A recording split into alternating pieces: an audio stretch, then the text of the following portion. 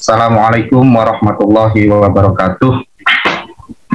Innal hamdalillah nahmaduhu wa nasta'inuhu wa nastaghfiruh wa na'udzu billahi min shururi anfusina wa min sayyiati a'malina. Man yahdihillahu fala mudhillalah wa may yudlil fala hadiyalah. Asyhadu an la ilaha illallah wahdahu la syarikalah wa asyhadu anna Muhammadan abduhu wa rasuluh la nabiyya ba'dah.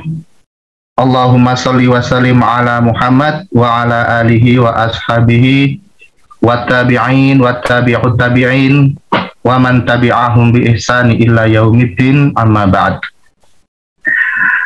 Alhamdulillah, pada hari ini Allah Subhanahu wa taala memberikan nikmat yang luar biasa ya kepada kita semua, yakni yang utama adalah nikmat iman wal Islam. Ya, ini adalah nikmat yang patut kita jaga karena Allah Subhanahu wa taala berfirman, ya ayyuhalladzina amanu taqullaha haqqa tuqatih wa la tamutunna illa wa antum muslimun. Wahai orang-orang yang beriman, bertakwalah kepada Allah dan janganlah kalian sekali-kali mati kecuali dalam keadaan muslim. Kemudian nikmat yang berikutnya adalah nikmat sehat. Ya, yang mana pada hari ini alhamdulillah, jika bukan karena Allah ya memberi kita kesehatan, ya, kita tidak akan bisa menikmati Zoom kali ini. Kita tidak bisa sharing-sharing ilmu ya kepada teman-teman semua khususnya. Nah, baik teman-teman sekalian, perkenalkan saya Gus Rizal Azais. Ya, saya pemateri pertama ya. Sekaligus saya ngerangkap jadi moderator. Ya, saya ngerangkap jadi moderator pada hari ini. Sekaligus sambil menunggu Dr. Hendra, saya ingin menjelaskan sharing sedikit tentang mekanisme bekam dari sudut pandang Kestrat. Mulai dari apa itu Kestrat, diatur dalam undang-undang mana Kestrat tersebut, sampai bagaimana Kestrat itu membahas tentang mekanisme bekam. Ya. Insya Allah waktunya cukup sampai nanti diteruskan oleh Dr. Hendra. Baik teman-teman sekalian, sebelum kita mulai, saya ucapkan juga selamat datang kepada yang kami hormati dari PBI Pusat, Masya Allah, Barakallahu Fikum, Ustadz Jumi dan Ustadz Dimas ya. Alhamdulillah beliau hadir di kesempatan pada pagi hari ini. Kemudian saya ucapkan terima kasih juga kepada Mas Edi, Dr. Prita Malang yang sudah bersedia untuk menjadi operator pada malam hari ini untuk merekam dan lain sebagainya. Saya ucapkan juga terima kasih kepada Dr. Hendra, narasumber kita yang luar biasa ya, Masya Allah, beliau dari Medan untuk berbagi sharing ilmunya yang padat akan ilmu, Masya Allah, Barakallahu Fikum. Dan juga kepada teman-teman sekalian, alhamdulillah, terima kasih juga sudah hadir pada kesempatan pada pagi hari ini. Baik, Bapak Ibu sekalian, untuk menghemat waktu, saya ini pembahasan tentang mekanisme bekam secara Kestrat. Nah, kita harus tahu dulu apa sih itu Kestrat. Nah, ini kita harus memahami ya, Kestrat adalah singkatan ya teman-teman ya, singkatan dari kesehatan tradisional, disingkat Kestrat. Dan Kestrat ini di negara kita telah diakui ya oleh Kemenkes kita, oleh pemerintah kita di Republik Indonesia ini dengan dikeluarkannya PMK, yaitu Peraturan Menteri Kesehatan nomor 61 tahun 2016. Di sana diatur bagaimana tentang Kestrat secara menyeluruh. Ya, dan Kestrat di dalam PMK yang kita kenal ya di Indonesia ini itu terbagi menjadi dua kategori. Yang pertama adalah empiris, Ya, yang kedua adalah komplementer. Nah, saya sedikit ulangi lagi ya tentang perbedaannya empiris dan komplementer. Mungkin bagi sebagian teman-teman juga sudah ada yang memahami, ada juga yang masih belum. Nah, tidak apa-apa, kita ulang lagi bersama. Bahwa empiris ini adalah kestrat yang sifatnya turun-temurun, ya, tradisional murni, ya, sifatnya turun-menurun, yang mana tata cara pelaksanaannya, ya, kemudian khasiatnya, juga keamanannya ini diakui secara empiris, secara turun-menurun, secara nasab, secara agama. Jika di dalam sebuah agama itu diajarkan ilmu kesehatan, ya ini masuk ke empiris. Atau empiris ini bisa didapat dari kursus-kursus non formal, ya. Dan empiris dari jutaan bahkan ratusan ribu, ya, tak terhitung, ya, yang ada di, kita kerucutkan yang ada di Indonesia ini, tidak semua diakui oleh pemerintah kita. Untuk saat ini sampai pagi hari ini belum ada perubahan dari Kemenkes. Ada sekitar masih 17 kalau tidak salah asosiasi yang bermitra dengan Kemenkes yang bergerak di bidang kesehatan tradisional empiris. Jadi hanya 17 empiris yang diakui oleh Kemenkes karena mereka satu memiliki badan hukum yang legal, yang kedua mereka memiliki SOP yang bisa dipertanggungjawabkan kepada Kemenkes, minimal keamanannya, ya, minimal aman dulu, itu kata Kemenkes, ya, dan seterusnya. Itu tentang empiris. Berikutnya adalah kestrat yang bersifat komplementer. Apa itu komplementer? Mudahnya adalah dari empiris yang memiliki jenjang pendidikan. Gitu. Jadi kestrat yang memiliki jenjang pendidikan minimal untuk saat ini D3. Walaupun nanti ke depannya D3 atau diploma 3 itu sudah harus ditiadakan, sudah dihapus. Jadi nanti minimalnya D4 setara dengan S1. Ya. Untuk saat ini komplementer, kestrat yang bersifat komplementer, ya, contohnya adalah yang sudah lama itu akupuntur. Ya, akupuntur. Bahkan akupuntur sendiri sekarang sudah berkembang, terpecah menjadi dua, pada akupuntur klasik, ya, dan akupuntur medis. Nah, ini tidak mau disatukan. Ya. Tapi dasar hukumnya sama, ya, dasar hukumnya sama. Dan seterusnya, ya, barakallahu fikum. Dan semoga nanti bekam ini menyusul, ya, karena kemarin dapat kabar, alhamdulillah, ya, bekam di bawah Asosiasi Bekam Indonesia atau PBI mulai membuat langkah-langkah untuk menuju ke komplementer, ya, barakallahu fikum. Jadi kalau saya pribadi, saya sangat bangga, saya sangat senang, ya, kalau seandainya bekam di Indonesia ini benar-benar diakui secara komplementer minimal, ya, diakui. Karena apa? Nanti masyarakat itu tidak akan galau, tidak akan bingung, dan tidak akan takut untuk melakukan bekam karena sudah ditangani oleh para ahli. Ya, barakallahu fikum. Ya, seperti itu Bapak Ibu sekalian. Next, berikutnya, slide berikutnya. Nah, untuk membahas tentang mekanisme bekam, sebentar ya. Untuk membahas tentang mekanisme bekam, ya, kita sedikit membahas tentang empiris dulu, karena bekam dasarnya adalah empiris, ya, dari wahyu yang diturunkan kepada Rasulullah Shallallahu Alaihi Wasallam. Ya.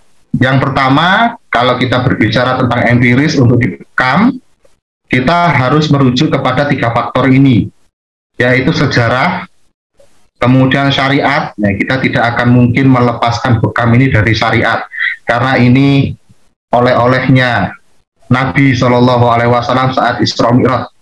Ya ma marartu lailata asriya bi bimalain illa qalu ya Muhammad mur ummatuka bil hijamah, itu kata Rasul.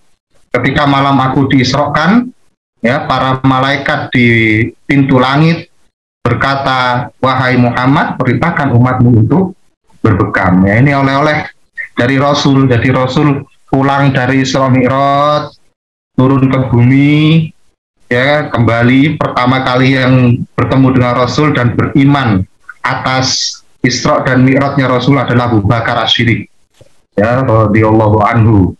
Nah, beliau membawakan dua oleh-oleh untuk kita, yaitu sholat dan hijamah, bekam.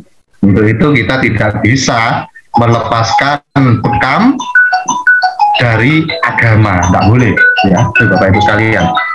Berikutnya kita harus berbicara bekam ini dari asosiasi profesi yang mana mereka lah yang memiliki hak penuh, ya, untuk penanganan bekam yang ada di Indonesia ini, yang diakui oleh Kemenkes kita, ya, yaitu PBI, Perkumpulan Bekam Indonesia. Bagaimana PBI ini membahas tentang bekam, ya, secara globalnya, ya, bahkan terkhususnya. Dan alhamdulillah saya juga Dr. Hendra adalah salah satu dari sekian banyak trainer dari Perkumpulan Bekam Indonesia, ya, yang insya Allah pada pagi hari ini kita akan sharing tentang apa sih dan bagaimana sih kok kita itu bekamnya di kulit, ya, tapi kok bisa sampai ke jantung, bisa sampai ke paru-paru, intinya bisa sampai ke organ dalam. Itu secara perinci nanti akan dijelaskan oleh pemateri kita kedua, ya. Kalau saya akan membahasnya dari segi kesrat. Baik, begitu Bapak Ibu, ini tentang empiris, ya. Kalau kita ingin membahas bekam, maka dari sejarah, syariat Islam, dan asosiasi profesi yang memang pada sampai detik hari ini PBI adalah satu-satunya orgo yang bergerak di bidang bekam sunnah. Paham, ya, barakallahu fikum. Next, nah ini dari segi sejarah.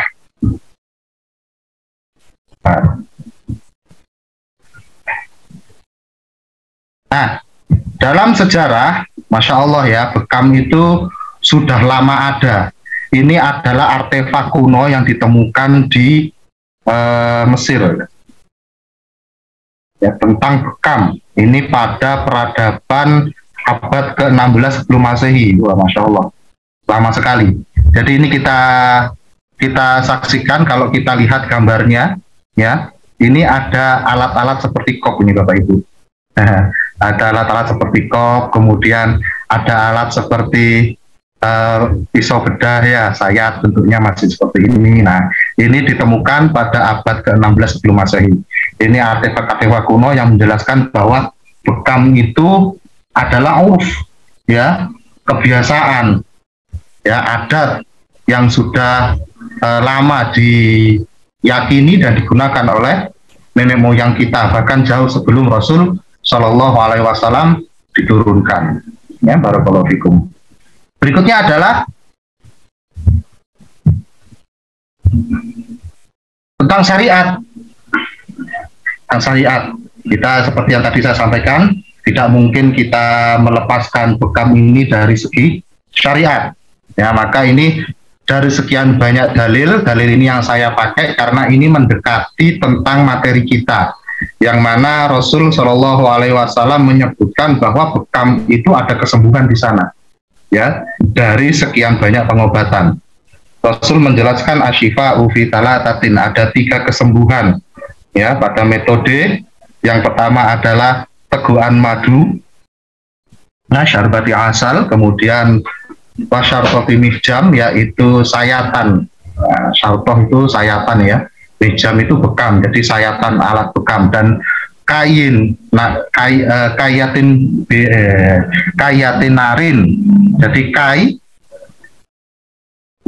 dari api. Jadi kai itu besi panas yang dibakar, besi yang dibakar sampai panas membara merah, kemudian ditempelkan ke yang sakit. Nah, itu ditempelkan ke yang sakit. Cuma Rasul Shallallahu Alaihi Wasallam melanjutkan lagi sabdanya, beliau tidak menginginkan, tidak menyukai umatnya melakukan kai. Bahkan dalam sebuah hadis lain yang sangat panjang, ya Rasul menjelaskan bahwa salah satu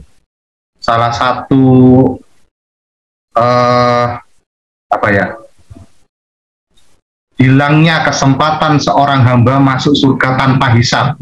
Nah, tanpa hisab. Jadi kita itu ada kesempatan untuk Allah berikan surga tanpa hisab, tiba-tiba masuk gitu aja.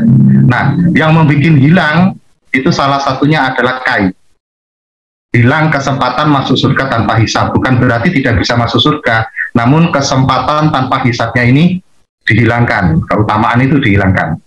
Ya, jadi dalam hadis lain Rasul menjelaskan seperti itu. Ya, barakallahu fikum. Jadi ini adalah salah satu hadis yang mendekati ya bahwasanya Rasulullah Shallallahu Alaihi Wasallam menjelaskan ada 3 kesembuhan. Yang pertama dari madu, teguhan madu, kemudian dari bekam, dan juga dari kai. Ya. Cuman Rasul Shallallahu Alaihi Wasallam tidak menyukai hambanya menggunakan kai, tapi beliau sangat suka menggunakan bekam. Bahkan di kondisi beliau puasa, kondisi beliau haji, ya pakai baju ihram capek, yang beliau lakukan adalah minta untuk dibekam. Masya Allah, ini barakallahu fikum, luar biasa saking cintanya Rasul dengan bekam. Berikutnya adalah, nah ini dari penjelasan yang saya kumpulkan ya di asosiasi kita tercinta ini, yaitu PBI ya. Kita tidak bisa, termasuk saya ya, jadi jiwa PBI-nya melekat ya, jadi tidak bisa kita lupakan ini ya. Jadi dari sekian banyak peneliti-peneliti dari kalangan medis ya, Masya Allah, yang ada di PBI ya, saya kumpulkan, saya buat satu rangkuman, dan ini nanti bagi teman-teman di anggota muda terutama sebelum mengikuti USBN perlu dihafal ya, perlu diingat-ingat tentang apa itu bekam ya. Bekam adalah metode pengobatan sunnah Rasul dengan cara mengeluarkan darah statis yang mengandung causative pathological substances in interstitial fluid pada perifer lapisan epidermis tubuh manusia. Nah ini ya, barakallahu fikum. Ini dari sekian banyak penjelasan-penjelasan yang saya dapatkan di asosiasi, di Perkumpulan Bekam Indonesia, saya rangkum seperti ini ya. Jadi ini pembeda ya antara PBI dan non PBI ya, pembekam yang terstandar dengan pembekam yang tidak. Jadi ini perlu dipahami bersama. Bahkan mekanismenya pun sudah dijelaskan. Nah, ini juga pernah jadi pengalaman saya pada saat perpanjangan surat izin praktek bekam ya, STPT. Ya, karena saya seorang trainer, saya juga harus punya STPT bekam. Walaupun keahlian saya juga bukan cuma di bekam, tapi saya sangat cinta dan suka dengan bekam. Ya, saya perpanjangan waktu itu STPT yang ke-4 kali kalau nggak salah. Qadarullah, kepala puskesmasnya saat itu ganti, seorang dokter, pengen kenalan sama saya. Beliaunya setelah melihat profil, oh dari PBI, oke. Kemudian minta dijelaskan bagaimana sih ini alurnya bekam, mekanismenya ini bagaimana. Kalau dokter kan seperti itu. Ya. Maka saya sampaikan dengan apa-apa yang saya dapatkan dari ilmu yang saya dapatkan dari Perkumpulan Bekam Indonesia. Saya sampaikan bahwasanya bekam itu adalah sunnah. Jadi kita harus nyebut dulu sunnah Rasul. Ya, jangan dilewatkan ini. Kepada siapapun yang bertanya, kita harus jawab itu dulu. Pertama, bekam itu adalah sunnah Rasul. Kalau kita sudah ngomong sunnah Rasul, tidak ada yang berani bantah, Bapak Ibu. Ya, ini sunnah. Ini Indonesia itu Masya Allah sangat menghargai ibadah masing-masing umat beragama dan sangat toleransi terhadap agama-agama yang ada di Nusantara ini. Ya itu dulu. Ini sunnah dari Rasul Shallallahu Alaihi Wasallam. Tata caranya ya saya sampaikan dengan bahasanya beliau seorang dokter ya, walaupun secara global saya sampaikan bekam itu ada hipoksia. Gitu. Ya ini yang diajarkan kepada BPI. Kemudian hipoksia ini nanti menghasilkan yang namanya inflammatory cell. Jadi hasil hipoksia ini yang kemudian membengkak, ya bedol kalau kata orang Jawa ya, membengkak. Nah, ini kan ada inflamasi sel, inflammatory cell. Dan inflamasi sel ini menghasilkan yang namanya natural anesthetic. Jadi anestesi alami. Kalau kata orang Jawa ini mati rasa. Jadi kan kita tidak mungkin ya seorang hatra, seorang empiris itu menyuntikkan anestesi, ini tidak mungkin. Jadi dengan adanya hipoksia ya yang diajarkan oleh Rasul di COP itu, ini sudah menghasilkan yang namanya anestesi alami. Masya Allah sudah terkumpul semuanya di sana. Berikutnya dari hasil itu ya, dari anestetik alami, kemudian dari hipoksia inflammatory cell, muncul yang namanya sinyal HIF, hipoksia inducible factor. Nah, hipoksia inducible factor ini nanti akan meningkatkan interleukin IL-1, IL-6 dan seterusnya, bahkan meningkatkan yang namanya makrofag. Nah, ini mungkin nanti bisa dijelaskan lebih lanjut oleh Dr. Hendra ya. Jadi intinya seperti itu, meningkatkan makrofag pada tubuh. Nah, tugasnya apa? Nah, Bapak Ibu sekalian, darah statis atau yang kita sebut dengan CPS tadi, causative pathological substances, yang ada di interstitial fluid, di cairan interstisial di pembuluh darah. Nah, itu tidak bisa sepenuhnya keluar tuntas saat itu juga, nggak mungkin. Ya, nggak mungkin. Di COP saat itu juga harus habis ini CPS-nya, nggak mungkin. Pasti ada yang tersisa di dalam tubuh karena banyak faktor, jelas nggak mungkin ya. Karena banyak faktor, bisa darahnya kalau dia keluar darah sudah mampet duluan, atau mungkin karena orangnya defisien ya, orangnya udah lemes, sudah tidak kuat, kulitnya sudah lecet dan banyak faktor yang lain di lapang, maka kita hentikan pembekaman. Kalaupun tidak ada faktor-faktor seperti itu, tetap yang namanya CPS itu kan beredar di dalam tubuh kita. Pasti semuanya tidak akan bisa dikeluarkan saat pembekaman pertama. Ya, nah itu nanti tugasnya makrofag ini yang memakan. Jadi makrofag ini nanti akan memakan CPS yang ada di dalam darah, ya, memakan sampah-sampah metabolisme tubuh. Setelah memakan sampah metabolisme tubuh, ini makrofag akhirnya mati dan dikeluarkan melalui feses.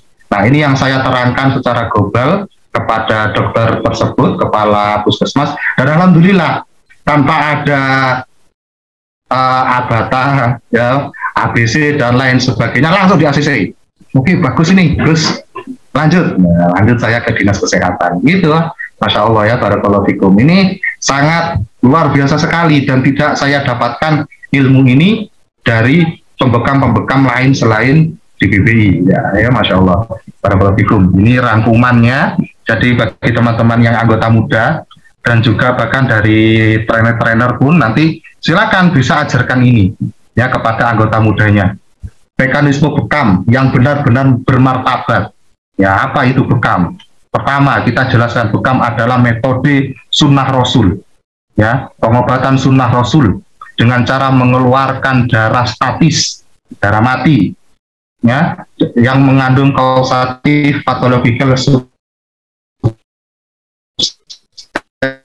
in interest pada perifer lapisan epidermis tubuh manusia. Nah, ini kan udah keren ini, Masya Allah ini ya. Itu Bapak Ibu sekalian. Baik, next. Nah, Bapak Ibu, kenapa saya cantumkan ini ya? Ini jangan salah sangka dulu ya. Saya selalu sampaikan, oh ini kok ada lambang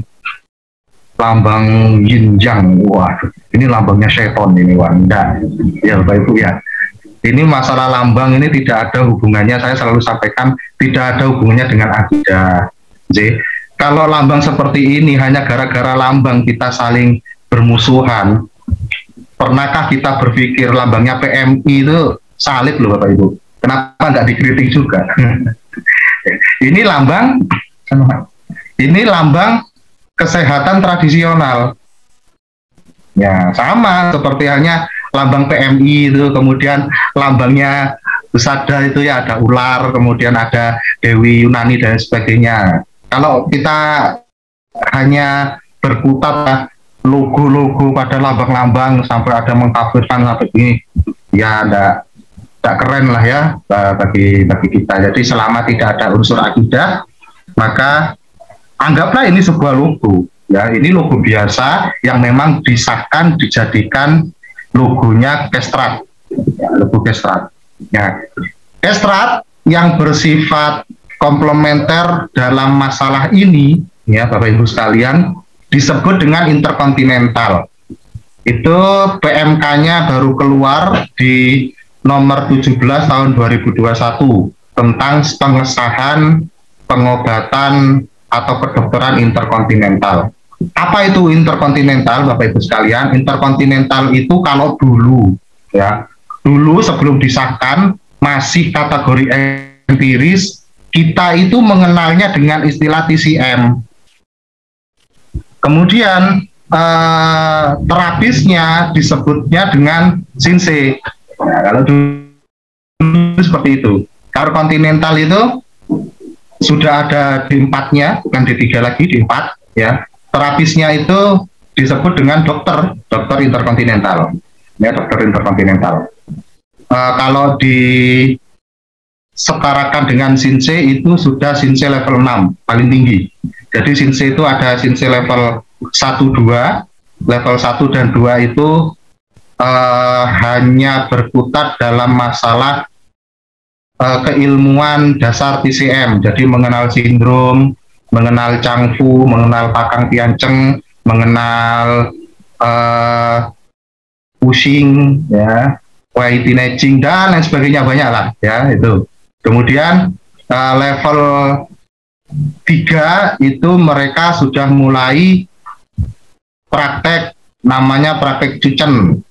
Cucen itu akupuntur tanpa jarum, jadi tidak menggunakan jarum. Namun Masya Allah, Cucen ini juga sudah ada jurnalnya di Scopus, ya, di WHO sudah ada.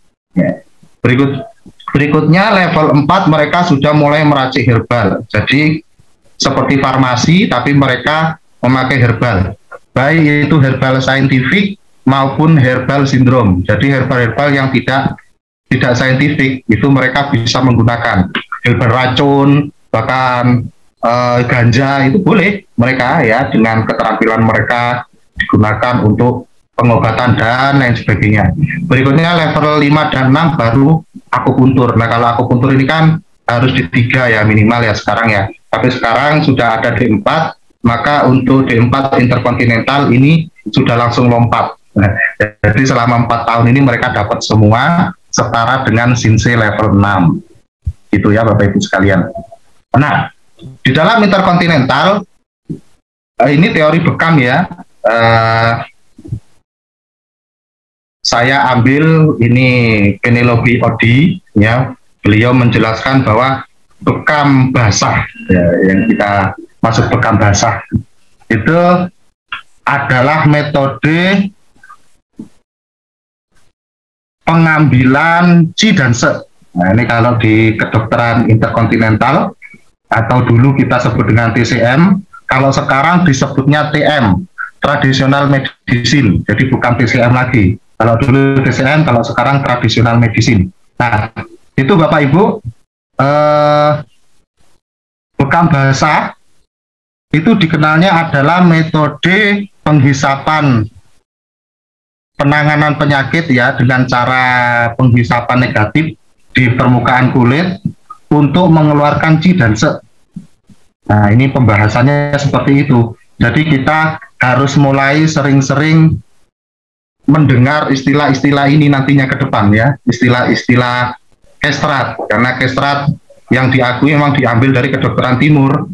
Jadi kedokteran yang kita tahu kan ada barat, ada timur, ada WHO, ada eh, TCM. Ya seperti itu. Kita harus mulai familiar dengan istilah ini. Jadi bekam itu adalah metode pengeluaran penyakit dari kulit dengan penghisapan negatif, ngekop itu tadi ya, untuk mengeluarkan Qi dan Se. Qi itu adalah energi, Se itu adalah darah. Nah, Xue, XUE ini dibacanya Se. Nah, dibaca Se. Qi dan I ini dibacanya Qi. Nah, itu kalau di apa? Cina seperti itu. Qi dan Se. Qi itu energi, Se itu darah. Nah, mekanismenya seperti ini. Jadi ini patogen dari luar masuk ke dalam tubuh, kemudian dibekam mengeluarkan Qi dan Se dari sistem yin yang ya untuk mengatur keseimbangan tubuh, yin dan yang tubuh dan sembuh. Intinya seperti itu. Simple ya. Jadi kalau kesat itu simple, memang tidak seperti kedokteran barat konvensional yang sangat detail membahas. Jadi ini nanti pembahasan detailnya secara medis konvensional adalah Dr. Hendra ahlinya ya para pelaku. Jadi di sini untuk interkontinental seperti ini. Kita lanjutkan. Apa itu Qi? Qi itu dibagi menjadi 7. Yang pertama adalah Qing Qi. Nah, ini dibaca Qing ya. Qing Qi itu Qing Qi. Yaitu Qi yang kita dapatkan dari mama papa kita, dari orang tua kita kepada anaknya. Ya kalau mau disamakan dengan istilah kedokteran atau biologis ya kita nyebutnya genetika seperti itu. Kemudian ada Yuan Qi, Qi yang aktif yang ada pada diri kita. Berikutnya ada Chong Qi. Nah, ini Zong Qi bacanya Chong Qi. Ini adalah gabungan dari Ta Qi, yaitu udara yang kita hirup, oksigen ya, dan Wu Qi, yaitu makanan, asupan yang kita makan, ya, yang kita minum dan sebagainya, itu menghasilkan yang namanya Chong Qi. Berikutnya adalah Wei Qi. Wei Qi ini adalah Qi pertahanan luar kita. Jadi kulit kita ini punya pertahanan luar untuk menghalau patogen. Ya, namanya Wei Qi. Berikutnya adalah Chen Qi. Chen Qi itu nutrisi juga, ya ini nama lain dari Chong Qi.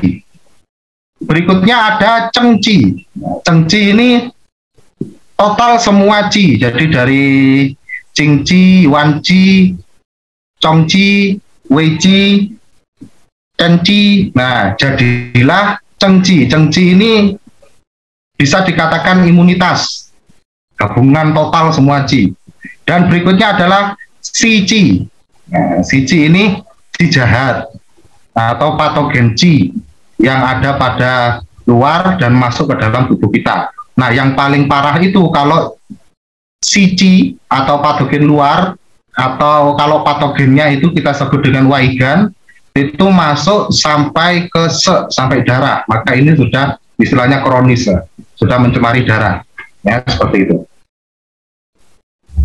Nah, di dalam interkontinental, kesat interkontinental, ya, penyakit itu bisa masuk ke dalam tubuh kita. Itu pertama ada istilahnya Liu Yin Waigan.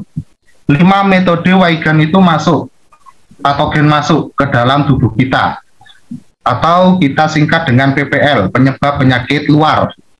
Yaitu dari pertama angin, kemudian dingin, panas, lembab, kering, api. Jadi ya kalau di TM, traditional medicine, di interkontinental atau dulu disebutnya TCM, ya, itu ada patogen angin. Ya jangan diibaratkan angin, wah, kemudian angin itu masuk ke dalam tubuh kita meracuni, bukan. Jadi maksudnya patogen yang ada di udara ini bisa masuk. Masuk pertama kali pasti melalui hidung, mulut, ya dan sebagainya. Namanya angin itu masuknya dari atas. Ya, gitu. Berikutnya ada patogen dingin, yaitu patogen-patogen penyakit-penyakit yang muncul saat musim dingin. Mudahnya begitu. Berikutnya ada patogen panas, sama di musim panas. Berikutnya ada patogen lembab. Nah, ini kalau sudah masuk ke dalam tubuh ya, bisa menyebabkan lembab. Kemudian kering dan api. Patogen api itu mudahnya begini. Yang menghasilkan benjolan pada tubuh, ini masuk patogen api. Contoh jerawat, bisul. Nah, itu kalau di TM, traditional medicine, itu masuknya patogen api. Patogen panas yang membandel sampai menghasilkan sebuah benjolan, ini masuk patogen api istilahnya. Kemudian ada PPD, penyebab penyakit dalam. Nah, ini terkait dengan nesang. Nesang itu faktor emosi. Jadi penyakit itu kalau di TM atau interkontinental traditional medicine, nah itu emosi yang ada pada diri kita itu bisa menghasilkan sebuah sakit. Ya, yang pertama adalah jantung. Orang kena jantung itu bisa karena terlalu senang yang berlebihan. Ini jantungnya kena. Ya Bapak Ibu senang ya dengan artis Korea katakan, wah sampai jatuh cinta saking senengnya. Suatu saat kena serangan jantung. Percaya tidak percaya? Ya, ini saya pernah melihat bukti ya. Tetangga saya dulu, waktu saya masih belum mempelajari, belum lanjut ini ya, kuliah dan sebagainya, apalagi mengenal kestrat. Nah, itu tetangga saya dulu dapat hadiah togel apa itu. Zaman segitu tahun 90-an ya, dapat 150 juta kalau nggak salah. Itu suaminya mati, istrinya mati saat itu juga. Kata dokter setelah dilakukan pemeriksaan masukkan rumah sakit, kena serangan jantung. Gitu, ya. Jadi senang yang berlebih itu bisa menyebabkan serangan jantung. Itu kalau di TM seperti itu. Percaya nggak percaya, memang kenyataannya begitu. Dan TM ini bukan cocoklogi ya. Kalau dibilang cocoklogi, kenapa sampai diakui WHO, bahkan terbuktinya itu sudah 4.000 tahun sebelum Masehi. Kitab tertuanya tradisional medicine itu namanya Huang Ti Neijing, itu 4.000 tahun lebih sebelum Masehi. Seperti itu. Kemudian ini marah yang sangat berlebihan itu dapat menyebabkan kerusakan pada liver, pada hati. Nah, ini saya kasih 3 contoh. Yang pertama, saya pernah bertemu dengan seorang tabib, ya. Beliau lulusan dari Malaysia. Masya Allah ya, barakallahu fikum. Beliau menjelaskan di dalam Tibbun Nabawi itu kalau kita mendapati seseorang yang memiliki sakit di livernya, yaitu mungkin hepatitis atau sirosis, maka lihatlah kehidupan orang ini dulu. Apakah dia punya dendam, sakit hati dengan seseorang, dan lain sebagainya. Nah, dan ini terbukti kemarin, baru kemarin, ya hari kemarin. Ya, ini saya menyaksikan langsung juga ya persaksian. Jadi istri saya itu punya langganan terapi pijat tradisional. Ya, datang ke rumah, cerita. Ya, cerita, beliaunya kan sudah bercerai dengan suaminya. Nah, tiba-tiba suaminya itu dulu sehat, tapi setelah bercerai itu dendam ya, sakit hati. Baru kemarin ketahuan langsung kena kanker hati stadium akhir. Bayangkan itu.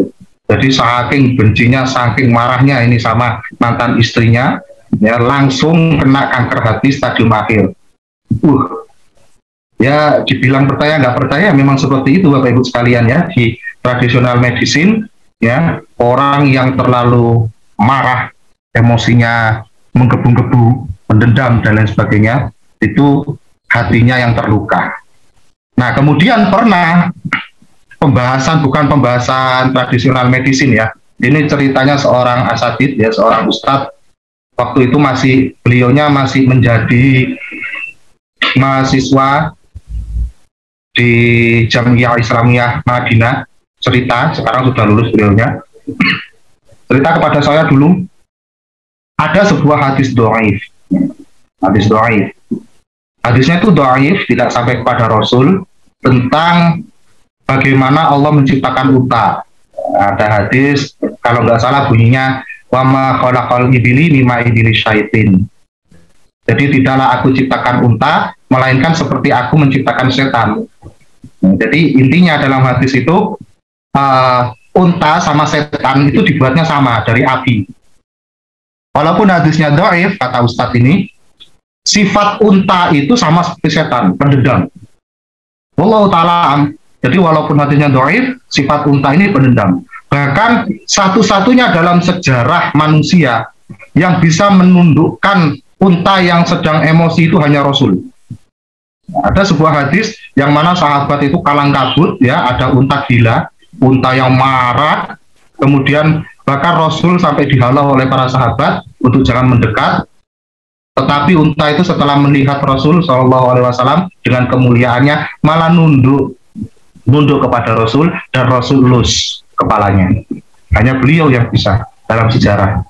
Nah, suatu saat mahasiswa Saudi saat itu bereksperimen, eksperimen. Jadi mereka semua mencari unta yang punya anak.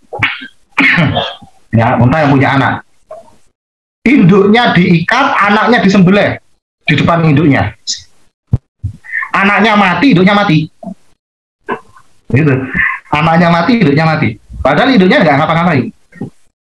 Kemudian dibedah, dilihat organ dalamnya, yang hancur adalah hati.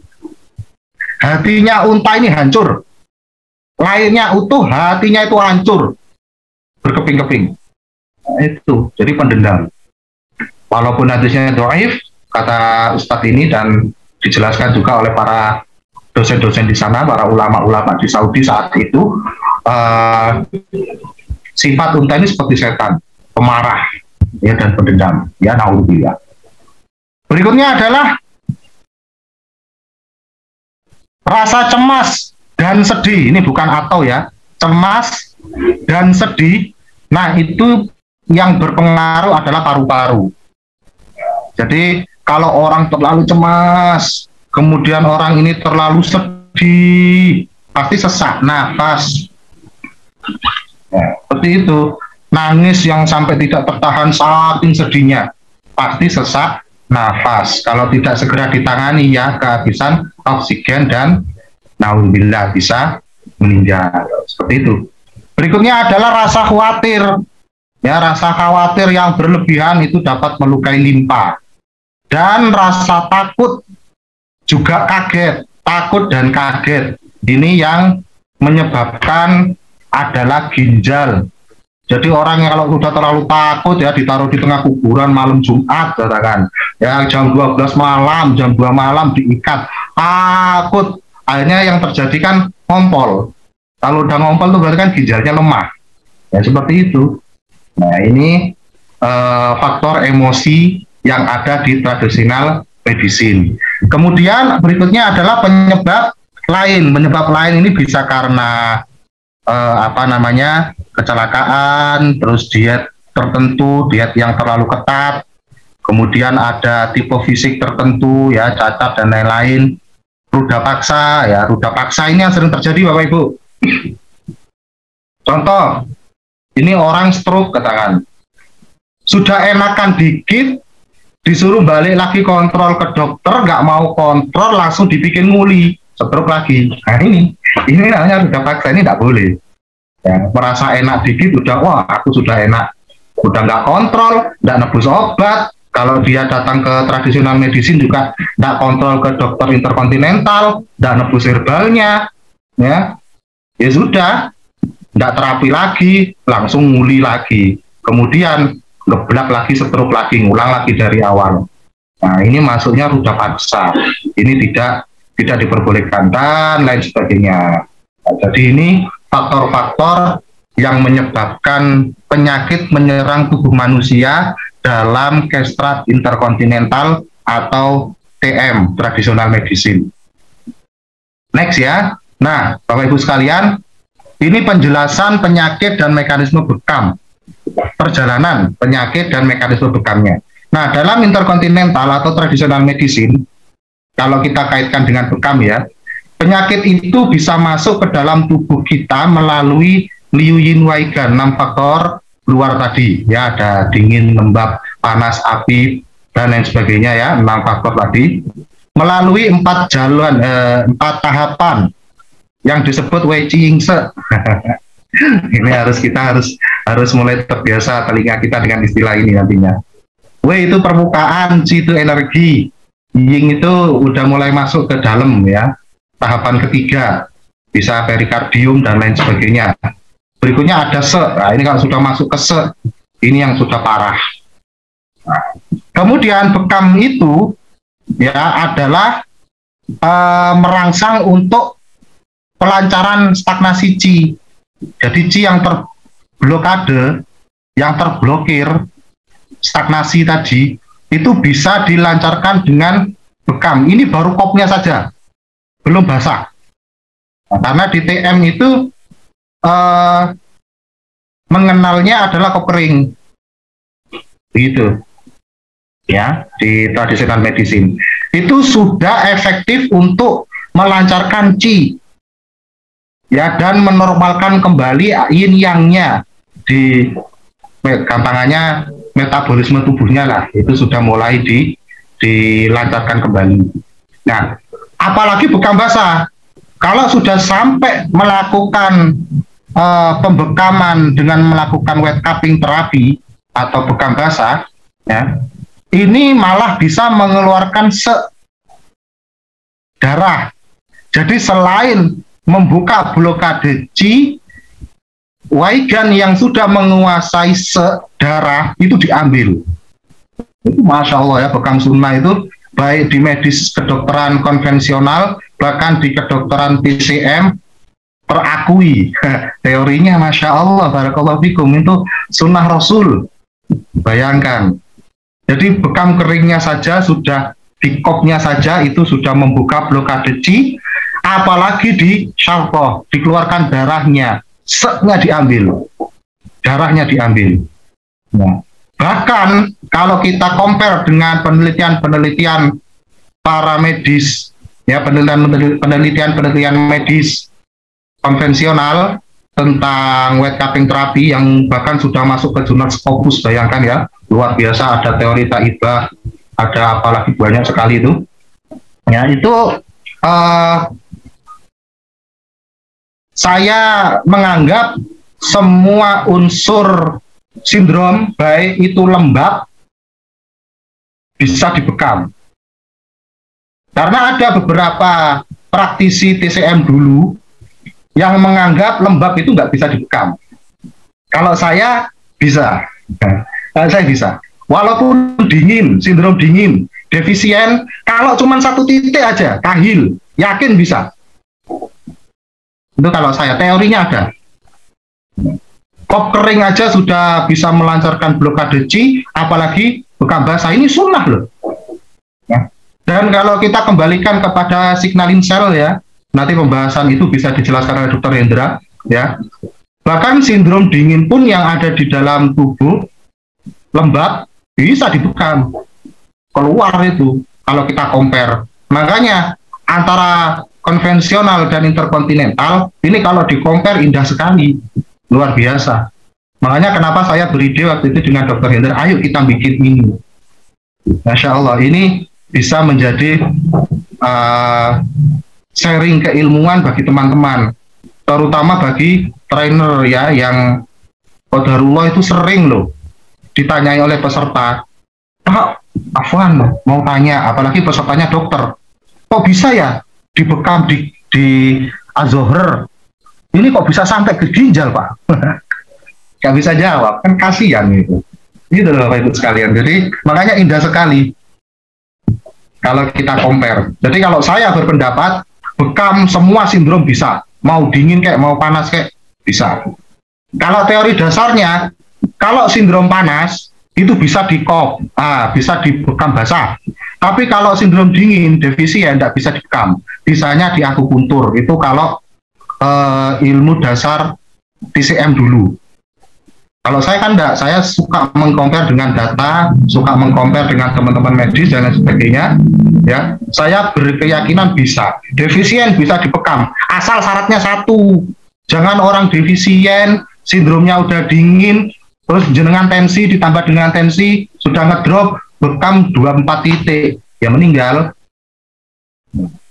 Kalau bekam aja 1 titik kahil katakan, dibatasi kedalamannya. Yang penting ada sunnah di situ, apalagi di tanggal-tanggal sunnah 17, 19, 21. Ya, Masya Allah. Man ahtajama li sab'a asyratan wa tis'a asyratan wa dawa 20 kana syifa'un min kulli da'in. Barang siapa berbekam pada tanggal 17, 19, 21 Hijriah, ya, di setiap bulan itu suruh milih mau yang mana. Walaupun itu sindrom dingin, saya yakin kana syifa'un min kulli da'in. Di situ ada kesembuhan untuk semua penyakit. Bukan sunnah loh ini. Masya Allah. Saya terinspirasi dengan perkataan salah satu pakar bekam di PBI ya, Dr. Wahyudi Widada, SKP MKet ya. Beliau menjelaskan, saya berkeyakinan semua penyakit bisa dibekam, tapi nggak ngawur. Tapi nggak ngawur. Ya, itu kalau bukan beliau yang ngomong, saya nggak berani ngomong seperti ini. Ya, itu ya Bapak Ibu. Jadi kalau ada ahlinya bicara dan teorinya ada, Masya Allah, kita buktikan. Kalau cuma 1 titik aja, saya yakin bisa. Gak ngefek nggak apa-apa, tapi ada nilai ibadah di situ. Insya Allah ngefek kalau sudah Allah berkehendak. Barakallahu fikum. Itu saya. Ya, ini kita sharing bersama. Itu ya, ini tentang bagaimana penyakit tadi dari Wei Jingse masuk sampai ke sampai ke darah itu bisa disedot, ya, bisa diambil oleh bekam sunnah. Barakallahu fikum. Nah, kita mulai pembahasan ini titik-titik ini. Nah, Bapak Ibu sekalian, ini sebentar.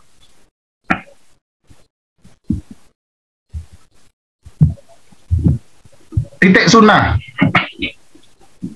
Yang pertama itu adalah umum mughith, atau kalau teman-teman nikatnya itu UM, di kepala ini, di atas kepala, sejajar dengan garis lurus, telinga ke atas, hidung ke atas, pas tengah-tengah gitu. Ini disebut umum mughith. Ini Rasul Shallallahu Alaihi Wasallam pernah berbekam di sini. Nah, kalau di meridian, nah, kalau di TM, tradisional medicine, kita sebutnya meridian. Ini disebut dengan paiwi namanya. Yaitu tu 20. DU ini dibaca tu. Jadi ada meridian induk ya gampangannya ya. Ada meridian istimewa, ada meridian sar. Tu ini masuk meridian induknya. Jadi belakang, sekujur tulang belakang itu, ya, itu adalah meridian tu. Sampai di sini. Ke belakang, ini meridian tu. Pas di tengah, di umum mughith, ini disebut tu 20. Atau paiwi namanya. Ini untuk area-area kepala, Masya Allah ya, luar biasa. Bahkan untuk masalah seperti orang kena sihir, di kitab-kitab para ulama ya, pengalaman para ulama tabib-tabib terdahulu, orang kena sihir itu bisa dibekam di sana. Kemudian ada lagi untuk masalah-masalah insomnia, intinya masalah-masalah memori dan lain sebagainya, itu bisa di sini. Dapat membantu sekali ya untuk menguatkan hafalan. Barakallahu fikum, itu bisa dipayui. Nah, jadi meridian itu kalau di depan, organ depan ini disebut REN, ya, REN. Belakang ini disebut DU. Kalau digabung duren. Jadi ada tu belakang, depan ini REN. Ya, jadi kalau di sini adalah paiwi adalah tu 20. Kemudian berikutnya adalah alhamah. Alhamah ini sama letaknya dengan umum mughith tadi, jadi kita sebutnya juga DU20 atau Paihui. Bacanya Paihui ya. Tulisannya Paihui, bacanya Paihui. Berikutnya adalah titik bekam Al-Yafuh. Nah, Al-Yafuh itu di sini, di ubun-ubun tengah depan sini.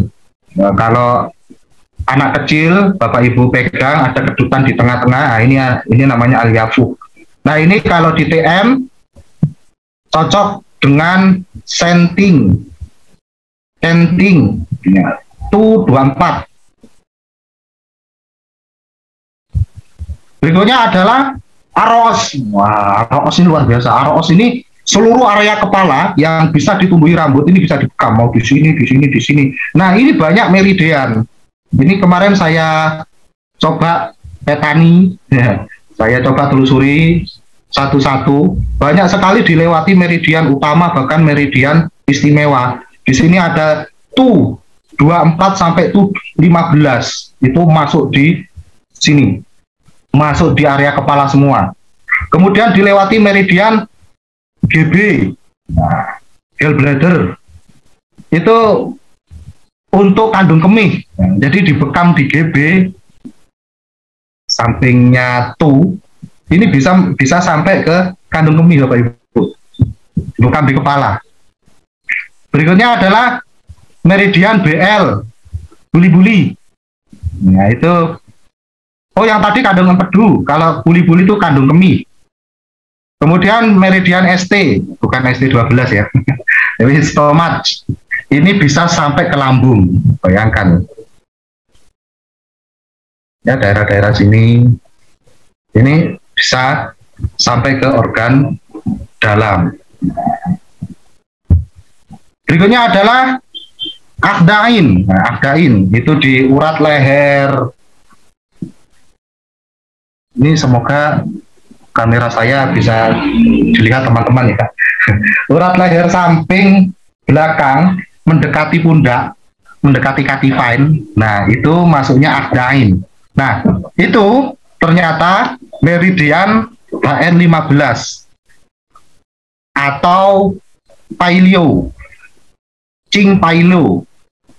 Itu bisa ke organ paru. Bapak Ibu bekam di akdain, ini bisa mengurangi sesak, bisa menangani paru-paru. COVID menyerang paru, bekam di akdain ini nyampe ke paru. Kalau kita merujuk kepada TM, traditional medicine, dari sudut pandang meridian. Berikutnya, kahil. Nah, kahil ini tu 14 disebut Daisui. Nah, ini pusatnya meridian. Kalau di TM, kahil ini diakui juga sebagai bertemunya 6 meridian Fu. Jadi kalau organ itu ada Changfu. Nah, kita nggak akan bahas Changfu di sini, nanti panjang lebar. Yang jelas 6 meridian Fu itu terkumpul semua di kahil. Meridian Fu ya. Daerah organ yang memiliki rongga itu disebut Fu. Kalau yang padat itu disebut Chang. Nah, itu nanti ada pembahasan tersendiri Bapak Ibu.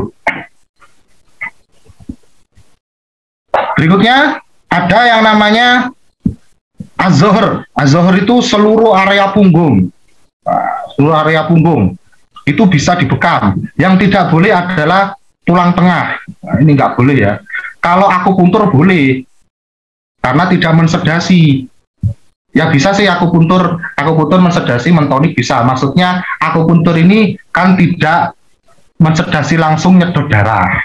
Ya, jadi kalau ada pembekam yang masih bekam titik di tengah tulang, nah ini tidak update ini ilmunya ini. Tidak boleh ya. Nanti sinovialnya bisa keluar malah nggak bisa rukuk, kasihan orangnya. Gitu. Kalau di akupuntur boleh, tapi kita ngomongnya di samping-sampingnya tulang, kanan kirinya. Ini masuk kategori Az-Zohr. Nah ini juga banyak meridian tu, BL, dan SL, small intense. Ya, bisa ke paru-paru juga. Jadi kalau orang Jawa itu nyebutnya apa ya, small intense? Entong-entong ya, daerah belikat. Ya,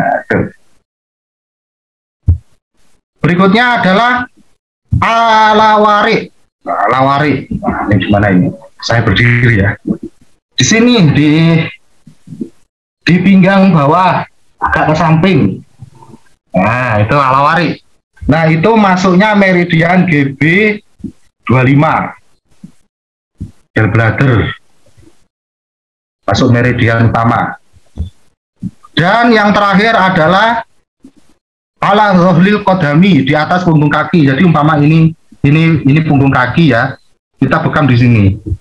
Menghindari urat besar ini nggak boleh dibekam, apalagi sampai kena sayap, ya bahaya. Jadi di antaranya, nah ini kalau di kaki itu masuknya meridian LR3, Taichung.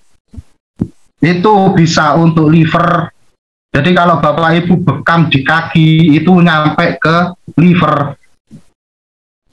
Taichung ya, LR3. Nah itu 9 titik sunnah ya, bahkan sudah disampaikan oleh PBI juga di buku SOP-nya, SOP merah tentang 9 titik sunnah yang wajib dihafal untuk semua anggota PBI. Ya, ini saya tambahkan sesuai titik sunnah, ternyata meridiannya juga ada, diakui juga di kedokteran tradisional medicine. Itu next. Nah, apa itu meridian? Nah, sekarang pertanyaannya kan, ini meridian ini ada apa enggak sih? Nah, saya bilang ada, meridian itu ada. Ini buktinya ya. Kalau bahasa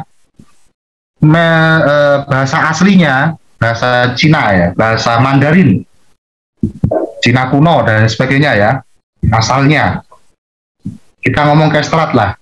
Meridian itu disebut Qinglu, tulisannya Jingluo, bacanya Qinglu.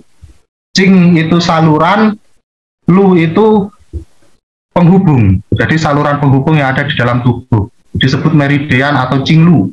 Kita nyebutnya meridian. Nah, kemudian di tahun 1960 ada seorang pakar ya, dokter di sana meneliti tentang keberadaannya Qinglu ini beneran ada apa enggak sih. Akhirnya muncul istilah yang namanya BHS atau Bonghan System, karena dokter ini namanya Bonghan Kim ya, kalau tidak salah spesialis bedah saraf ya, di Cina, di Tiongkok, meneliti tentang keberadaan Qinglu ini ada apa enggak. Akhirnya ketemu, dikasih nama BHS, yaitu Bonghan System. Nah, akhirnya 2015 disahkan oleh WHO. Kalau WHO sudah mengesahkan berarti ada. Cuman WHO nyebutnya PVS, Primo Vascular System. Ya, jadi ya harus percaya. Kalau dulu mungkin meridian ini menjadi jaring-jaring imajiner. Oh, namanya imajiner ini kepercayaan aja nih, nggak pernah ada nih. Nah, tapi disentuh sini kok bisa nyampe ke lambung ya, dan lain sebagainya. Begitu kan? Direfleksi di sini kok bisa sampai ke jantung. Nah, itu meridian. Nah, banyak yang nggak percaya saat itu. Wah, empiris paling mentok gitu. Sekarang ya harus percaya. Karena WHO sendiri di jurnal-jurnalnya sudah membahas meridian ini atau Qinglu ini disebutnya Primo Vascular System atau disingkat PVS. Yaitu sebuah pembuluh kecil ya, serabut seperti benang yang beredar di seluruh tubuh manusia. Itu banyak, lebih banyak dari pembuluh darah yang lain. Dan kaya akan interstisial. Wah, jadi interstisial ini paling banyaknya ada di meridian, paling banyak ada di Qinglu. Ya, ada di PVS. Itu Bapak Ibu. Berikutnya fungsi meridian ini apa? Nah, secara kestrat, meridian ini berfungsi antara lain mengalirkan qi atau energi dan darah, juga qinye, cairan tubuh. Nah, ini fungsinya. Kemudian sebagai penghubung antar organ serta menghubungkan bagian dalam dengan bagian terluar tubuh manusia.